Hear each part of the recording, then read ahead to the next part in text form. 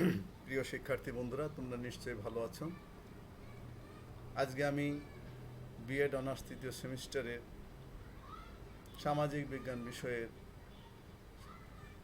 সামাজিক স্তর বিন্যাস বিষয়ে আলোচনা করব। তোমরা সবাই খাতা কলম নিয়ে আমার সাথে প্রস্তুত থাকবে। চিত্রে আমরা একটি ক্যাপশন দেখতে পাচ্ছি, যেখানে অনেকগুলো সিঁড়ি আছে এবং সমাজের বিভিন্ন মানুষ বিভিন্ন অবস্থানে রয়েছে।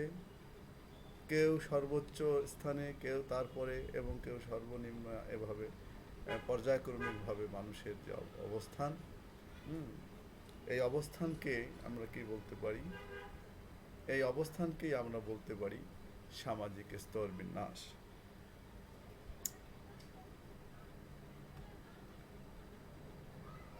সামাজিক স্তর বিন্যাস কি? সামাজিক স্তর বিন্যাস সমাজবিজ্ঞানের একটি মৌল প্রত্যয়। স্তর বিন্যাস এর ইংরেজি প্রতিশব্দ স্ট্রাটিফিকেশন, যা মৃত্তিকা বিজ্ঞান হতে নেওয়া হয়েছে। বিভিন্ন জৈবিক ও অজৈবিক উপাদানের উপর ভিত্তি করেই সামাজিক স্তর বিন্যাস হয়ে থাকে।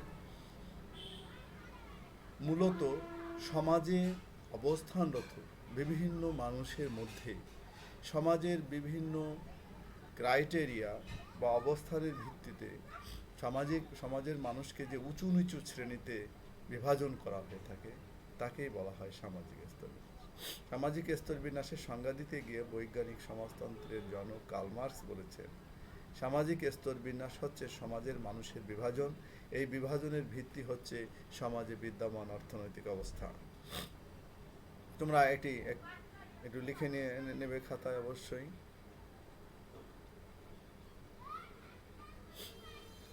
সামাজিক স্তর বিন্যাসের বিভিন্ন যুগে মানুষের মধ্যে যে স্তর বিন্যাস ছিল, সমাজের মধ্যে যে স্তর বিন্যাস ছিল, সেটিকে আমরা 4টি পর্যায়ে এখানে ভাগ করে আলোচনা করতে পারি। একটি হলো slavery system, state system, caste system এবং ক্লাস সিস্টেম।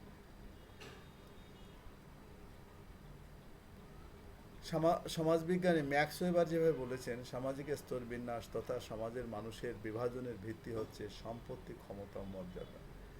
এখানে সামাজিক স্তর বিন্যাস হতে পারে সম্পত্তির ভিত্তিতে, কারো অনেক সম্পত্তি মালিক, এবং কারো সে যে অনেকে আছে ভূমিহীন, তার ভিত্তিতে সমাজ এক সময় বিভক্ত ছিল। তারপরে ক্ষমতার ভিত্তিতে, যে সর্বোচ্চ ক্ষমতার অধিকারী এবং যে ক্ষমতাহীন। মর্যাদার ভিত্তিতে সর্বোচ্চ মর্যাদা সম্পন্ন এবং কম মর্যাদা সম্পন্ন। মাল্টিভিন টিউমিনের মধ্যে সামাজিক স্তর বিন্যাস হচ্ছে এমন এক সামাজিক ব্যবস্থা যাতে একটি সামাজিক গোষ্ঠী বা সমাজ শক্তি, সম্পত্তি, সামাজিক মূল্য ও মানসিক তুষ্টির তারতম্যের ভিত্তিতে ঊর্ধ্বার্ধ বা উঁচু নিচু স্তরের রীতিতে শ্রেণীবদ্ধ হয়। সমাজবিজ্ঞানী বটমর বলেছেন, social stratification is the division of society into classes or strata which form A hierarchy of Prestige and power. রাজনীতিক সমাজবিজ্ঞানীরা বিভিন্ন দৃষ্টিভঙ্গি থেকে স্তরবিন্যাসের বিষয়টি ব্যাখ্যা করে থাকেন। মার্ক্সবাদী সমাজবিজ্ঞানীদের অভিমত, স্তর বিন্যাস মানব সমাজের কোনো স্থায়ী বা শাশ্বত বিষয় নয়, অর্থাৎ যুগে যুগে এটি পরিবর্তিত হয়েছে।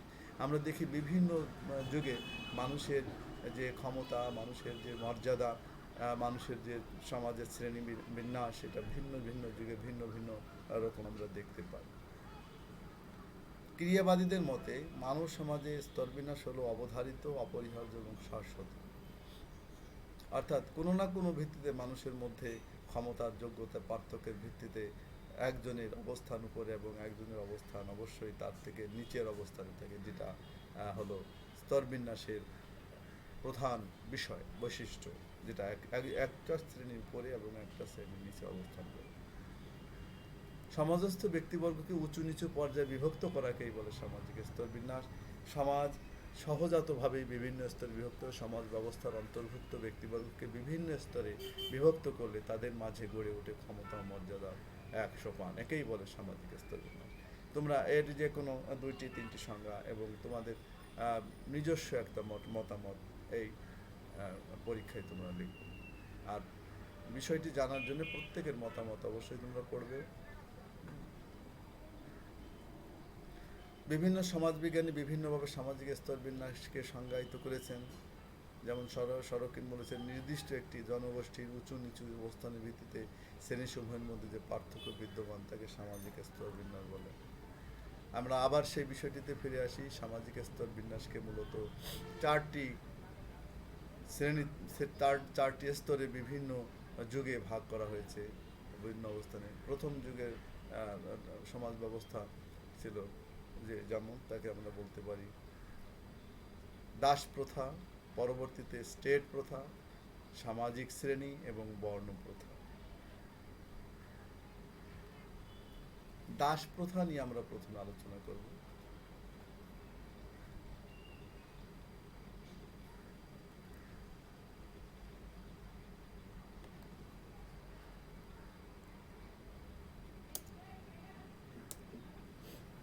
আমরা দাস প্রথা বলতে কি বুঝি?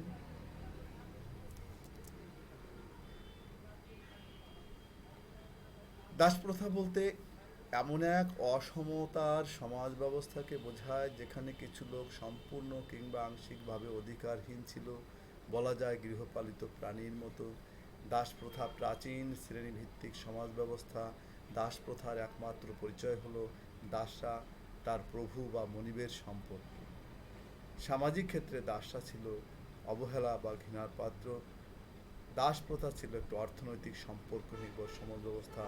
দাস প্রথায় দাসদের ব্যক্তিগত ইচ্ছা অনিচ্ছার কোনো মূল্য ছিল না, অর্থাৎ মালিকের ইচ্ছা অনিচ্ছাই তাকে চলতে হতো। অনেক ক্ষেত্রে আমরা দেখতে পাই যে দাসদের মালিকের অবাধ্য হলে তাকে বিক্রি করে দেওয়া বা তাকে হত্যার ইতিহাসও আমাদের জানা আছে। অর্থাৎ দাস সম্পূর্ণভাবে মালিকের সম্পত্তি হিসেবে পরিগণিত। এস্টেট ব্যবস্থা, ভূমিসত্ত্বকে ইংরেজিতে বলা হয় স্টেটস, অর্থাৎ জমিদারের মালিকানাধীন জমি। মধ্যযুগে ইউরোপে ও রাশিয়ায় স্টেট ব্যবস্থা প্রচলিত ছিল। এই ব্যবস্থায় কোনো দল বা ব্যক্তি রাষ্ট্র থেকে নির্দিষ্ট পরিমাণ ভূখণ্ড পেয়ে তাতে আর্থ সামাজিক ও রাজনৈতিক কার্যক্রম পরিচালনা করত। এস্টেট ব্যবস্থায় তিন সামাজিক স্তর বিন্যাস পরিচালিত ছিল, যথা যাজক শ্রেণী, অভিজাত শ্রেণী এবং সাধারণ শ্রেণী। অর্থাৎ এই সমাজ ব্যবস্থায় মানুষের মধ্যে তিনটি স্তর বা শ্রেণী ছিল।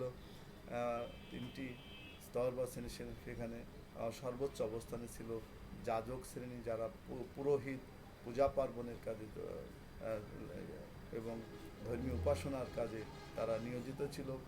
অভিজাত শ্রেণী, যারা রাজকার্য পরিচালনা করতেন এবং তার সাথে সংশ্লিষ্ট ব্যক্তিবর্গ, যেমন সেনাবাহিনী, রাজার বিভিন্ন কর্মচারী, তারা আর হচ্ছে সাধারণ মানুষ যারা উৎপাদন কাজের সাথে জড়িত ছিল।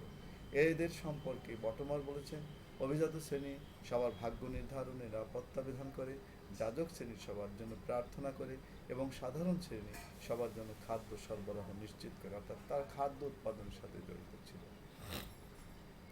আমরা ছবিতে দেখতে পাই তিনটি অবস্থান। একটি টাকার অনেক ভূ সম্পত্তির মালিক, একজন মধ্যবিত্ত এবং একজন কি তোমরা একটু অনুমান করো। এইবার আমরা দেখে নিই উচ্চবিত্ত, মধ্যবিত্ত এবং নিম্নবিত্ত। এই শ্রেণী ব্যবস্থা কখন আমরা দেখতে পাই? যখন আমরা সামাজিক স্তর বিন্যাসের তৃতীয় স্তরে, অর্থাৎ শ্রেণীভিত্তিক সমাজ ব্যবস্থা। সামাজিক শ্রেণী সমাজবিজ্ঞানের একটি বহুল আলোচিত বিষয়। এটি প্রথম কে কখন ব্যবহার করেন তা নিয়ে বিতর্ক রয়েছে। তবে জার্মান পণ্ডিত কার্ল মার্কস শব্দটিকে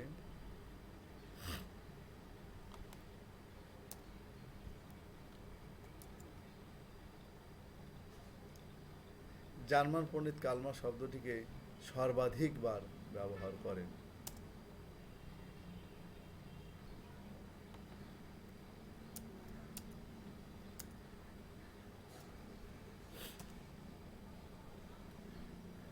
বানানটা ঠিক করে দেই।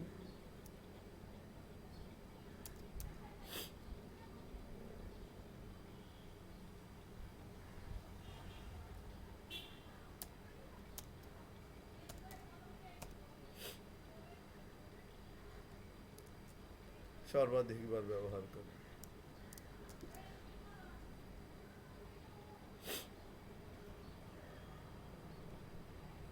আমি আবার একটু বিষয়টি, যেহেতু ছন্দপতন ঘটেছে, আমি আর একবার সেটা আলোচনা। সামাজিক শ্রেণী সমাজবিজ্ঞানের একটি বহুল আলোচিত বিষয়। এটি প্রথম কে কখন ব্যবহার করেন তা নিয়ে বিতর্ক রয়েছে, তবে জার্মান পণ্ডিত কার্ল মার্কস শব্দটির সর্বাধিক ব্যবহার করেন।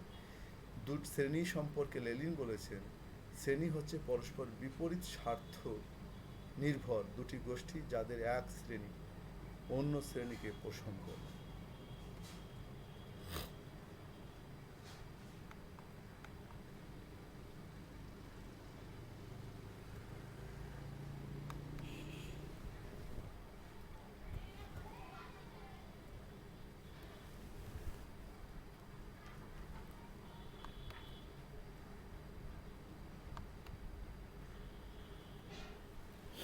শ্রেণীভিত্তিক সমাজকে সমাজবিজ্ঞানীরা উচ্চবিত্ত, মধ্যবিত্ত,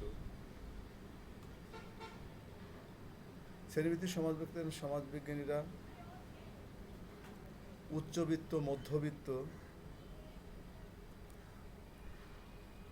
সরি,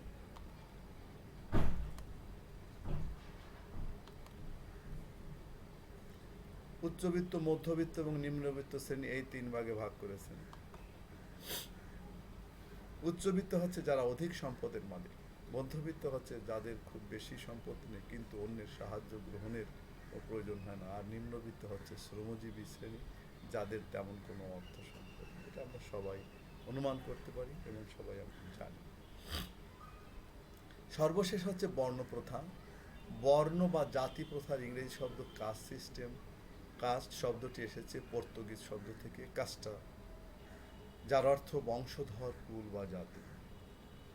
সুতরাং জাতি বা বর্ণের ভিত্তিতে সৃষ্ট বিভাজন হচ্ছে বর্ণপ্রথা। ভারতীয় সমাজ ব্যবস্থায় বিশেষ করে হিন্দু ধর্মাবলম্বীদের মধ্যে এই প্রথার প্রচলন রয়েছে, তবে এই প্রথা কিছু পরিবর্তিত রূপে অন্য অঞ্চলে বা ধর্মাবলম্বীদের মধ্যে দেখা যায় বলে সমাজবিজ্ঞানীরা অভিমত দিয়েছে। বর্ণপ্রথা সম্পর্কে রিজলি বলেছেন, বর্ণ ব্যবস্থা হচ্ছে কতগুলো পরিবারের সমষ্টি যাদের একটি অভিন্ন পদবি আছে এবং যারা একটা অভিন্ন বংশধারার সাথে পরম্পরায় পরম্পরায় বয়ে আসছে। হিন্দুদের ধর্মীয় শাস্ত্রে 4টি বর্ণের উল্লেখ করা হয়েছে। উল্লেখিত 4টি বর্ণের আবার অসংখ্য উপবর্ণ রয়েছে, যেমন ব্রাহ্মণ, ক্ষত্রিয়, বৈশ্য এবং শূদ্র। এই 4টি প্রধান বিভাজন রয়েছে হিন্দু ধর্মে। আর আমরা সামাজিক স্তর বিন্যাসকে পরিপূর্ণ অবসান করা অসম্ভব, কারণ প্রকৃতি সকল ক্ষেত্রে সাম্যের সমর্থক নয়। তবে যে অসাম্য বা স্তর বিন্যাস আরোপিত হয় তার অবসান অবশ্যম্ভব, বাঞ্ছনীয় কথা অস্বীকার করা যাবে না। আমরা মানুষে এগুলো অবশ্যই সেটা সমন্বয় করার চেষ্টা করছি যুগে যুগে, তবে অবশ্যই বর্ণপ্রথা কাম্য নয়, স্তরবিন্যাস কাম্য নয়। এটাকে অবসান আমরা যুগে যুগে করার চেষ্টা করছি এবং সমাজ অবশ্যই পরিবর্তিত হচ্ছে। তাই সভাপতি সমাজ ব্যবস্থার মধ্যে সাম্য ও অসাম্যের ক্রিয়া প্রতিক্রিয়ার সহ অবস্থান পরিচালিত হয়। প্রকৃত প্রস্তাবে সামাজিক স্তর বিন্যাসের বিষয়টি বিশেষভাবে জটিল প্রকৃতির, কোনো একক কারণে এর সৃষ্টি হয় না বা হয়নি। সমাজে মানুষের জীবনধারার পরিপ্রেক্ষিতে স্তর বিন্যাসের বিষয়টি সামগ্রিকভাবে পর্যালোচনা করা প্রয়োজন।